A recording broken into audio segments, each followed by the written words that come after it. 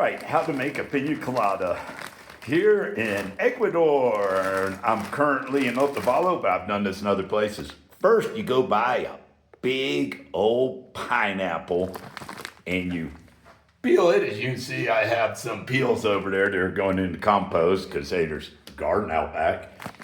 You dice it up, put it in a bag, throw it in the freezer, and freeze it solid. No need for ice cubes.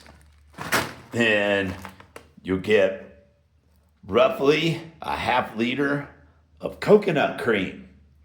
It's close anyway. And you take a half liter of rum. So first off, you pour it in here. This 1.5 liter blender. So I pour it in there. I'm pouring it till it gets to the 500 milliliter or half a liter mark. All right, pour a partial bottle of rum in there. So there's half a liter of rum.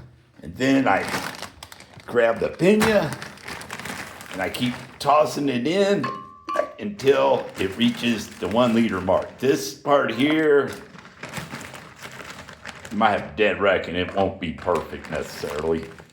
Well, you see it's getting close. And that's about a full liter. Then you dump your coconut cream in. Oh yeah. And that's coming in really, really close, but it's not quite there. So I'm gonna add a little bit more pineapple because I want to get even thirds. It's perfect. Oh, and the other tip, if you might notice, there's a lot of frost on this bottle of Bacardi. Yeah, it ain't from Puerto Rico either. But I'll leave that for another day so I don't offend none of you. So basically, it's gonna be 1.5 liters. Put the lid on. I hit on top. Whoop. And it's a lot of work for a Ford blender. I hope you guys are enjoying this. I'm gonna take this up, share it with my friends. Celebration, birthday weekend. And I got my Cédula and my friends. It's their 15th anniversary here in Ecuador also. What a wonderful day.